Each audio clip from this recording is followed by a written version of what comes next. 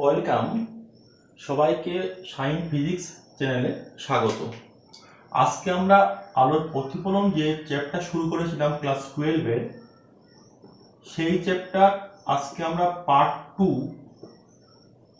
Two পর্বটি আমরা আলোচনা করব। আগের দিন আমরা সমতল দর্পণের প্রতিফলন, সমতল দর্পণের প্রতিবিম্ব গঠন এইসব নিয়ে আমরা আলোচনা করেছিলাম। আজকে আমরা মেনলি বক্র দর্পণ বা বক্র প্রতিফলক আমরা এই নিয়ে আলোচনা শুরু করব। প্রথমে বক্র দর্পণ বেসিক্যালি দু রকম হয়, একটিকে বলবো উত্তল দর্পণ, আর একটিকে বলবো আমরা অবতল দর্পণ। উত্তল কনভেক্স মিরর, এটা কনকেভ মিরর। এখন এই উত্তল দর্পণ বা অবতল দর্পণ কিভাবে তৈরি করা হয় এবং এর কি কি বৈশিষ্ট্য আছে, কি কি বিভিন্ন পার্টস আছে, সেইগুলো আমরা প্রত্যেকটা শিখব। প্রথমে বলি কিভাবে উত্তল বা অবতল একটা দর্পণ তৈরি করতে পারি। আমরা একটা গোলক নেব, একটা গোলক, কাঁচের একটা খুব ফাঁপা একটা কাঁচের গোলক নেওয়া হয়। গোলক নেওয়ার পর সেই গোলকটা থেকে আমি যদি একটা অংশ কেটে নিই, আমি এই অংশটা কেটে নিলাম, এই অংশটা লক্ষ্য করো, তাহলে এই অংশটা কেটে নিলাম, এই অংশটা আমি এখানে তুলে রাখছি। এটা কি একটা গোলকের অংশ, এটা কিন্তু কাঁচের একটা অংশ। যদি আমি এর বাইরের দিকে কালার করে দিই, রং করে দিই, তখন প্রতিফলক তল কোনটা হবে? এই ভিতরের তলটা, এটা তখন হবে প্রতিফলক তল। আর যদি আমি ভিতরের দিকে রং করে দিতাম, কালার করে দিতাম, তখন কিন্তু প্রতিফলক তল হতো বাইরেরটা, এই লাইট পড়লে এই বেরিয়ে যেত। যদি প্রতিফলক তলটা, যে তলে আলো করে প্রতিফলিত হচ্ছে, সেটা ভিতরে থাকে, তখন এর নাম অবতল দর্পণ। আর যদি প্রতিফলক তলটা বাইরে থাকে, উত্তল প্রকৃতির হয়, তো এর নাম উত্তল দর্পণ। বেসিক্যালি উত্তল দর্পণ এবং অবতল দর্পণ দুটো দর্পণই কিন্তু কোনো একটা বড় যে গোলক, কাঁচের গোলক, সেই গোলক থেকে তৈরি করা হয়। শুধুমাত্র কোথায় আমি কোটিং দেব, রঙের একটা প্রলেপ দেব, তার উপর ডিপেন্ড করবে দর্পণটা অবতল হবে না উত্তল হবে। এবং এই গলীয় দর্পণ, এই গলীয় দর্পণ নিশ্চয়ই একটা বড় গোলকের অংশ, এবং এই যে গোলক, এই গোলকের যে কেন্দ্র, এই গোলকের যে কেন্দ্র, তার একটা নাম আছে, একে বলা হয় বক্রতা কেন্দ্র। আচ্ছা, আমি দেখাচ্ছি।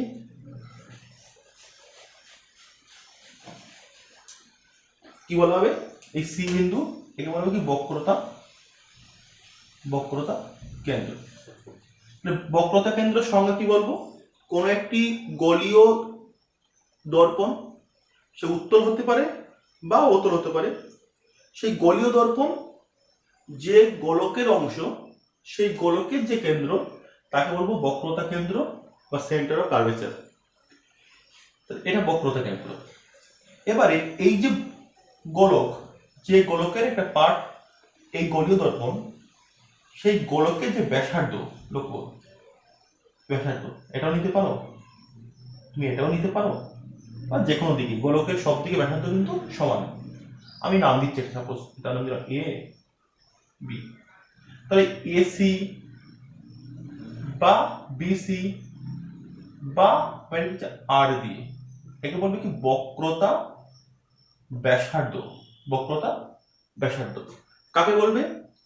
কোন একটা গলীয় দর্পণ, কোন একটা গলীয় দর্পণ যে গোলকের অংশ, সেই গোলকের যে ব্যাসার্ধ, তাকে বলবো আমরা বক্রতা ব্যাসার্ধ বা রেডিয়াস অফ কার্ভেচার।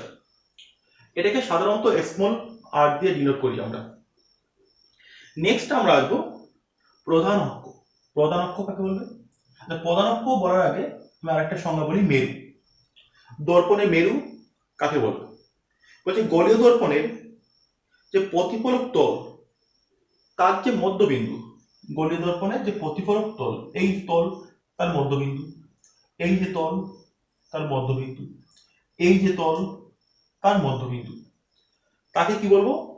তাকে আমরা বলবো মেরু, মেরু বা পল। ও বিন্দুকে বলবো কি? মেরু। ওকে, মেরু। আচ্ছা, এবারে কোন একটা দর্পণের বক্রতা কেন্দ্র সি এবং মেরু, এই দুটোর মধ্য দিয়ে অঙ্কিত সরলরেখা, দেখো আঁকছি এটাকে,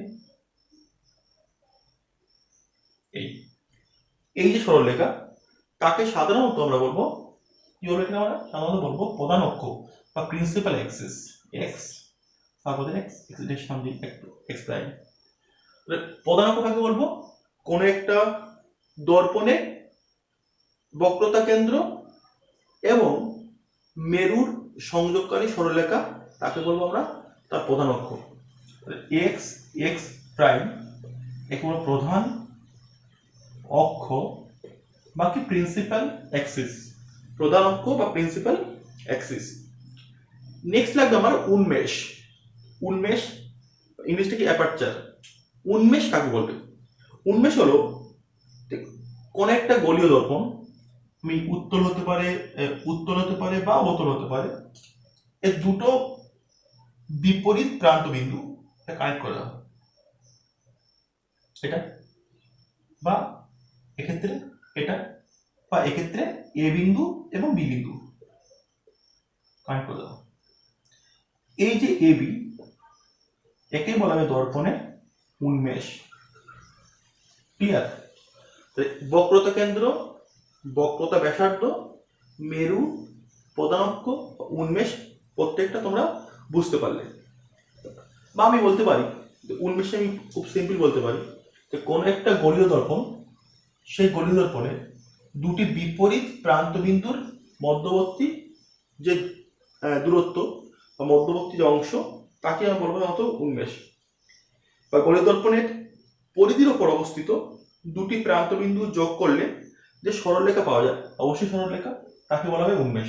বিভিন্ন রকম ভাবে সংজ্ঞা আমি দিতে পারি, বাট বেসিক জিনিসটা কিন্তু সবসময় একই থাকতে হবে। আচ্ছা, নেক্সট আমরা দর্পণের দুটি রশ্মি, প্রান্তীয় রশ্মি এবং উপাক্ষীয় রশ্মি, আমরা এই নিয়ে একটু দেখব, কখন প্রান্তীয় রশ্মি হবে, কখন উপাক্ষীয় রশ্মি হবে। আমি পুরো ব্যাপারটা একটা অবতল দর্পণ দিয়ে দেখাচ্ছি। এ হলো একটা অবতল দর্পণ, সাপোজ এটা হলো প্রধান অক্ষ, এখানে একটা উৎস আছে, এখান থেকে কিছু রশ্মি এই দর্পণে আপাতিত হচ্ছে। ওকে,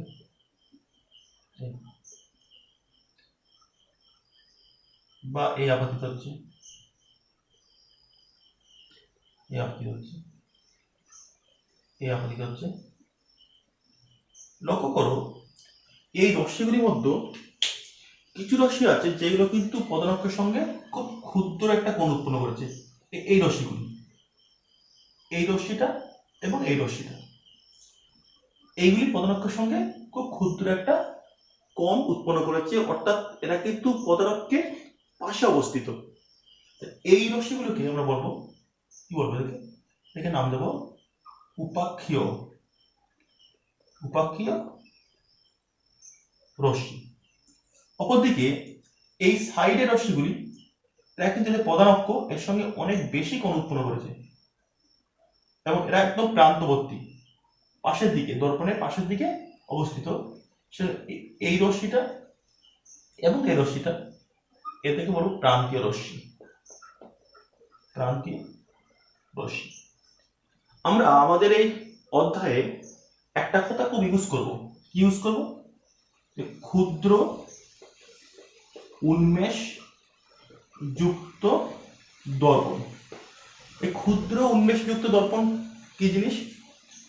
এটা হলো এমন একটি দর্পণ যার দর্পণের উন্মেষটা খুবই ক্ষুদ্র, উন্মেষটা খুবই ক্ষুদ্র।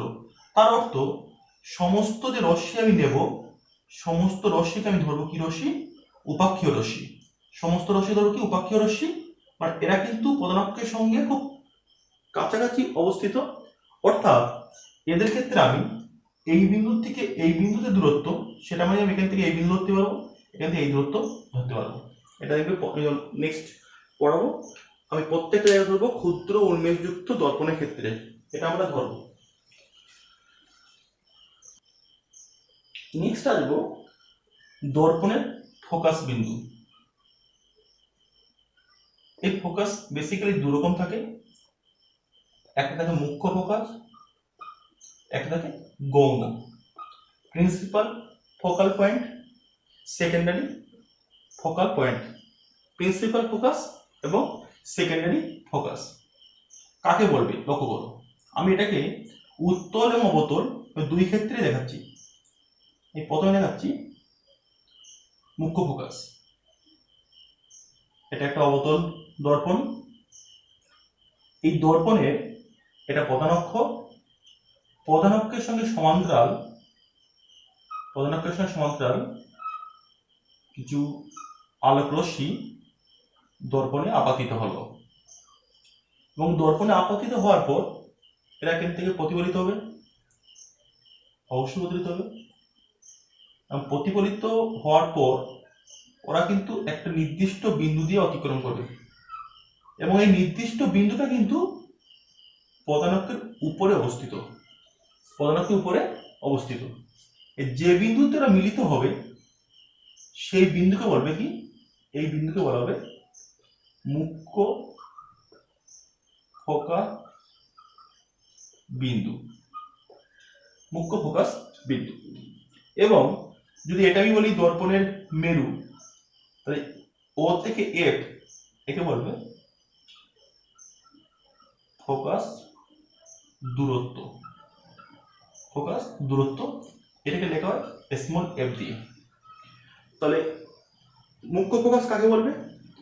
কোন দর্পণে প্রধানক্ষের সমান্তরাল সমান্তরাল আলোক রশ্মিগুচ্ছ দর্পণে আপতিত হওয়ার পর দর্পণ কর্তৃক প্রতিফলিত রশ্মিগুলি প্রধানক্ষের উপর যে বিন্দুতে মিলিত হয় সেই বিন্দুকে বলা হবে ওই দর্পণের মুখ্য ফোকাস।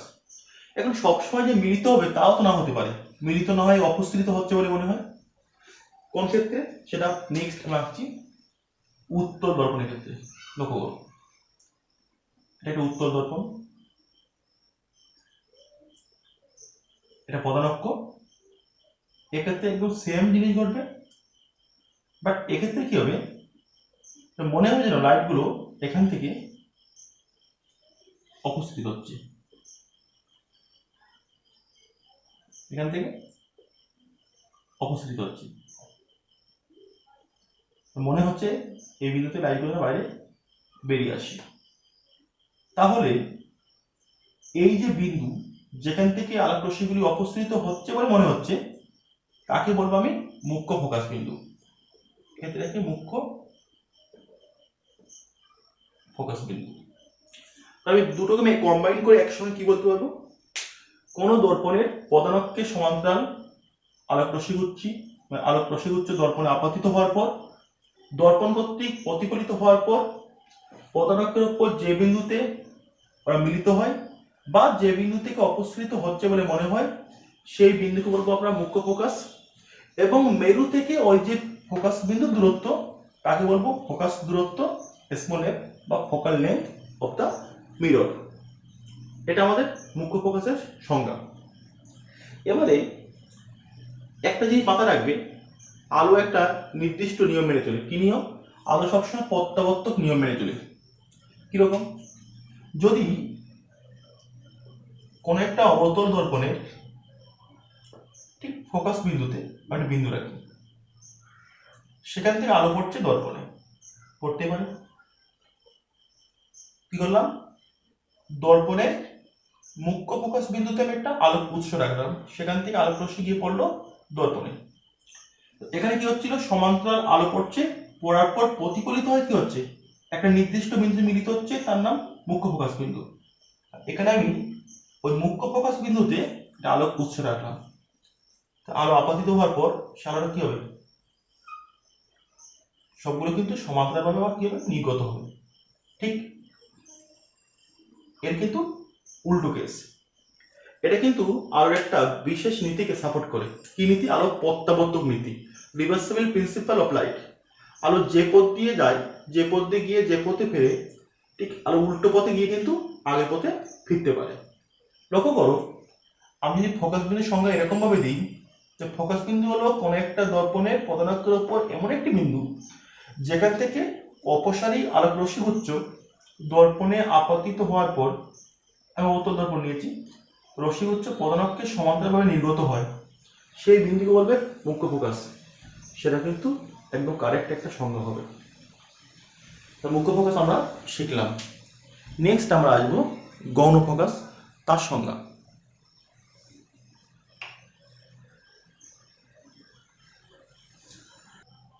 নেক্সট আমি আসলাম গৌণ ফোকাস বিন্দু বা সেকেন্ডারি ফোকাল পয়েন্ট। এর ক্ষেত্রে কি হবে? এক্ষেত্রে উত্তল অবতল দুটো দর্পণের ক্ষেত্রে ঘটে। এক্ষেত্রেও সমান্তরাল আলোকরশ্মি দর্পণের উপর আপতিত হবে, কিন্তু আগের ক্ষেত্রে কি ছিল? সমান্তরাল আলোকরশ্মিগুলো পদাঙ্কের সঙ্গে সমান্তরাল হয়ে আপতিত হচ্ছিল। এক্ষেত্রে আলোকরশ্মিগুচ্ছ নিজেরা সমান্তরাল, বাট তারা কিন্তু পদাঙ্কের সঙ্গে সমান্তরাল থাকবে না। তাহলে কি হবে? দর্পণে আপতিত হওয়ার পর প্রতিফলিত হবে, অবশ্যই হবে, এবং প্রতিফলিত হওয়ার পর তারা কিন্তু নির্দিষ্ট বিন্দুতে মিলিত হবে।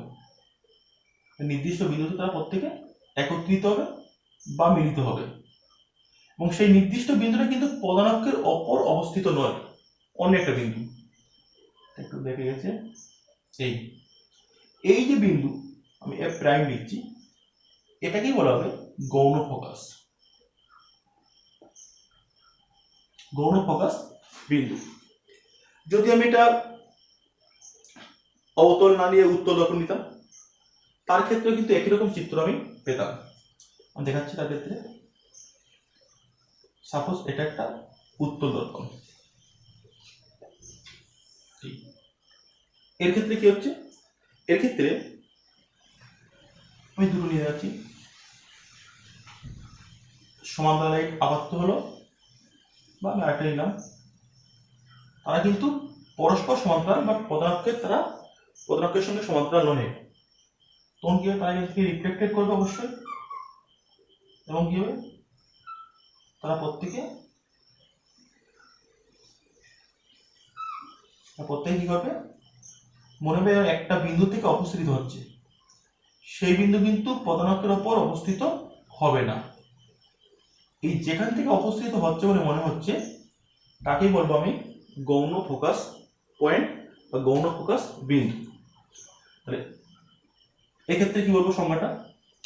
যদি কিছু সমান্তরাল আলোক রশ্মিগুচ্ছ দর্পণের ওপর পদাঙ্ককে সমান্তরাল না হয়ে, পদাঙ্কের সঙ্গে সমান্তরাল না হয়ে আপতিত হয়, আপতিত হওয়ার পর দর্পণ কর্তৃক প্রতিফলিত হয়ে কোন একটা বিন্দুতে মিলিত হয়, বা কোনো বিন্দু থেকে অপসৃত হচ্ছে বলে মনে হয়, তখন ওই বিন্দুকে বলবো ওই দর্পণের গৌণ ফোকাস বিন্দু।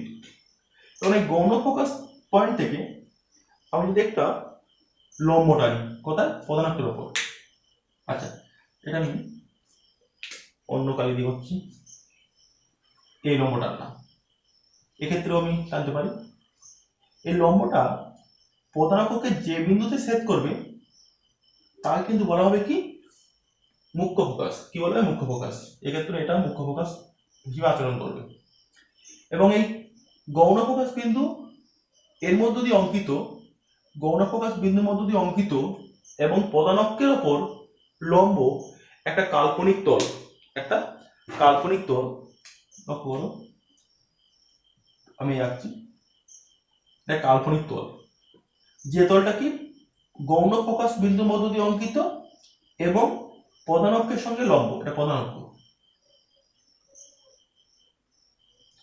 এই তলকে বলা হবে ফোকাল প্লেন বা ফোকাস তল। এর ক্ষেত্রে তাই আমি এরকম আঁকি, এটা হলো কি ফোকাস তল। লক্ষ্য করো, যদি আমি বলি যে ফোকাস তল এবং পদাঙ্কের যে ছেদ বিন্দু, এটা ছেদ বিন্দু, সেই বিন্দুকে বলবে মুখ্য ফোকাস বিন্দু, সেটা কিন্তু বলতে পারি।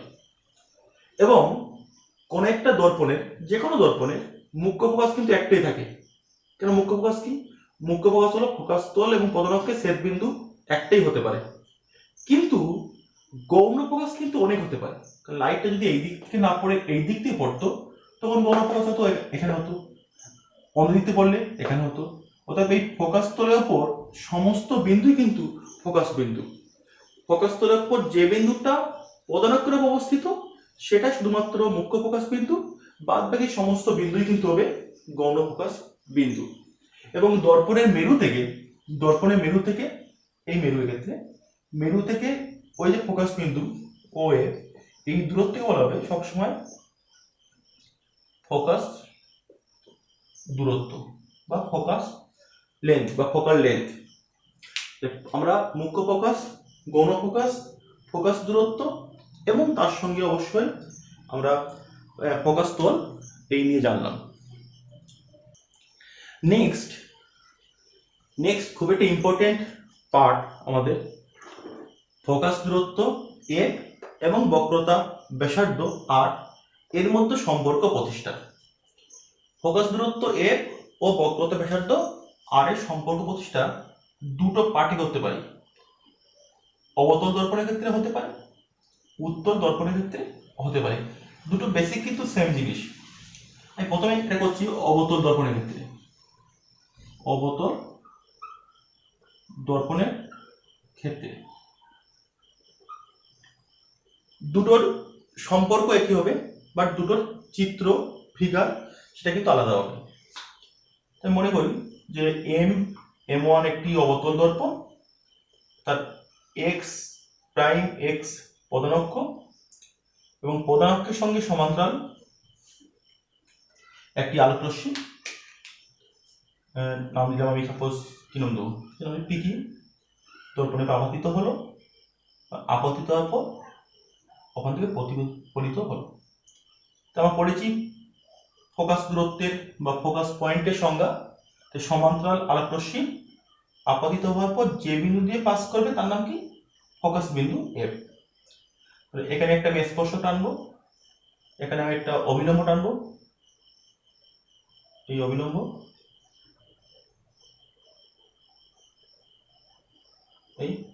এই কোণটা কি হবে? আপাতন কোণ। এই কোণটা কি হবে? প্রতিফলন কোণ। একটা লক্ষ্য করো এই বিন্দুটা কি হবে? এটা কিন্তু বড় একটা কিন্তু গোলকের অংশ, ভেবে দেখো বড় একটা গোলকের অংশ। সেই গোলকের কোন একটা গোলকের ব্যাসার্ধ সবসময় কিন্তু স্পর্শকের সঙ্গে কি হয়? লম্ব হয়। এটা কিন্তু বক্রতা কেন্দ্র হবে। তা কি হবে? তা কি ধরলাম? মনে করা যায় কোন একটি অবতল দর্পণের M1 তার পদাঙ্ক x প্রাইম x, তার সঙ্গে সমান্তরাল PQ একটি আলোক রশ্মি কিউ বিন্দুতে আপতিত হলো এবং কিউ বিন্দু থেকে আলোক রশ্মিটি প্রতিফলিত হয়ে ফোকাস বিন্দু দিয়ে প্রতিফলিত হলো এবং কিউ থেকে সি যুক্ত করলাম, সি কিউ বা কিউ সি। এটা হলো আপতন বিন্দু কিউতে অঙ্কিত অবিলম্ব। তাহলে আপতন কোণ কি হবে? আপতন কোণ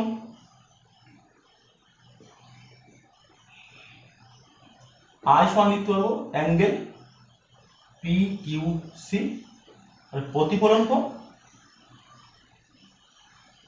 আর সমান অ্যাঙ্গেল সি কিউ এফ। এবং দর্পণের মেরু নাম দিচ্ছি অবিন্দু দিয়ে। একটা জিনিস মন দিয়ে লক্ষ্য করো, পি কিউ রশ্মি এবং পদাঙ্ক কিন্তু পরস্পর সমান্তরাল। তাহলে কিউ এফ এটা কি? এটা ভেদক। কিউ সি এটা কিন্তু ভেদক। তাহলে এই কোণটা আমি দেখাচ্ছি, এই কোণটা সঙ্গে এই কোণটা কি হবে? একান্তর কোণ। এটা আই হলে এটা অবশ্যই আই। লিখছি পি কিউ সমান্তরাল এক্স বা এক্স প্রাইম এবং কিউ সি হলো কি? ছেদক বা ভেদক, যা খুশি লেখো। তাহলে আমি কি পাবো? অ্যাঙ্গেল পি কিউ সি সমান অ্যাঙ্গেল কিউ সি এফ। এটা কি কোণ? এটা কি কোণ? এটা কিন্তু একান্তর কোণ। আমি বললাম এই অ্যাঙ্গেলটা সমান, এটা একান্তর কোণ। সরি,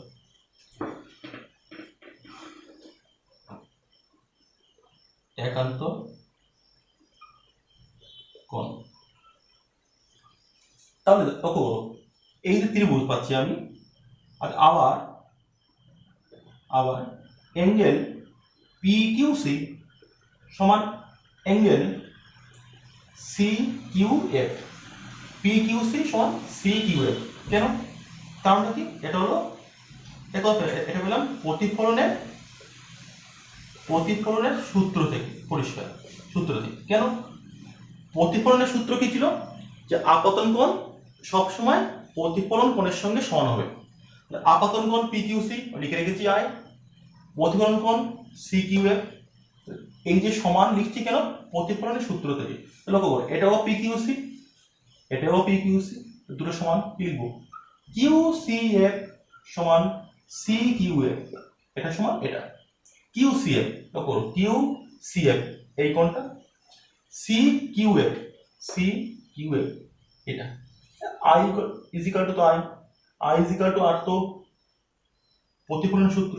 তা কি পেলাম? আমি লিখতে পারবো ত্রিভুজ CQF একটি সমদ্বিবাহু ত্রিভুজ। কেন?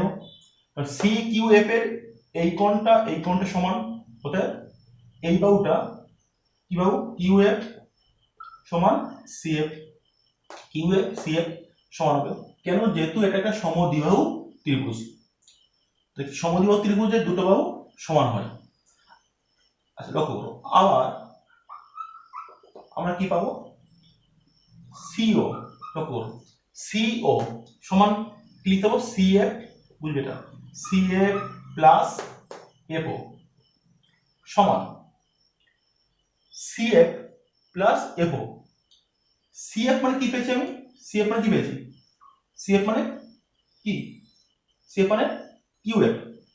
CF মানে কি? QF লিখতে হবে। CF মানে QF প্লাস FO সমান, আমি প্রথমেই বলেছি এই ভিডিওর মাঝখানে একবার, কি বলেছি? আমাদের অধ্যায়ে সবগুলো ক্ষুদ্র উন্মেষযুক্ত আমরা দর্পণ ইউজ করব। তাহলে ক্ষুদ্র উন্মেষ দর্পণের জন্য কি হবে? FQ বা QF সমান কি হবে? FO। জন্য কি হবে? QF সমান FO। তুমি ওয়েব লিখতে পারো QF সমান FO। তো বসিয়ে দাও, QF মানে FO প্লাস FO সমান 2FO। ক্লিয়ার? তো লিখতে পারবো CO, অ্যাকচুয়ালি OC লেখা দেখে সুন্দর লাগতো, CO মানে কি? বক্রতা কেন্দ্র থেকে মেরু দূরত্ব, মানে কি? এটা R সমান 2 ইন্টু FO, ফোকাস বিন্দু থেকে মেরু দূরত্ব। এর নাম কি? একে বলা হয় ফোকাস দূরত্ব, আর একে বলা হয় বক্রতা ব্যাসার্ধ, সমান 2F। বা লিখতে পারবো F is equal to R/2। কি পেলাম? ফোকাস দূরত্ব সবসময় বক্রতা ব্যাসার্ধের অর্ধেক। ফোকাস দূরত্ব বক্রতা ব্যাসার্ধের অর্ধেক, এটা আমার প্রমাণ। এটা কিন্তু সমস্ত দর্পণ, উত্তর দর্পণ বা অবতল দর্পণ সব ক্ষেত্রেই কিন্তু এই নিয়ম খাটবে। ফোকাস দূরত্ব সবসময় বক্রতা যে ব্যাসার্ধ তার অর্ধেক হবে। এবার একদম সেম ক্যালকুলেশন আমরা কিন্তু উত্তর দর্পণের ক্ষেত্রে করতে পারি। সেক্ষেত্রে চিত্রটা একটু অন্যরকম হবে, বেসিক জিনিসটা একই থাকবে। সেটা আমি পুরো লিখবো না, চিত্র রেখে আমি মুখে বলছি।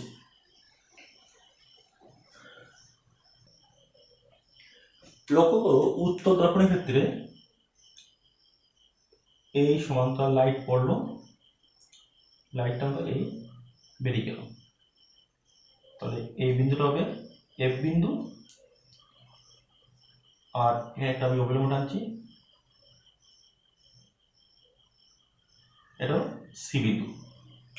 নাম দিচ্ছি আমি X prime, X P Q R M M1 A। লক্ষ্য করো, প্রতিফলনের যে সূত্র কি ছিল, আপাতন কোণ সমান প্রতিফলন কোণ, এটা। আবার আবার লক্ষ্য করো, এই এ কিউ সি এবং আর কিউ এফ এই দুটো পরস্পরকে ছেদ করেছে। এই কোণ এবং এই কোণ, এই দুটো কোণ কি বিপরীত কোণ। এই কোণটা আর হলে এই কোণে কি হবে, এই কোণটা কিন্তু আর হবে, আর হবে। এবারে পি কিউ এবং এক্স প্রাইম এক্স সমান্তরাল, এবং এ কিউ সি কি ছেদক বা ভেদক।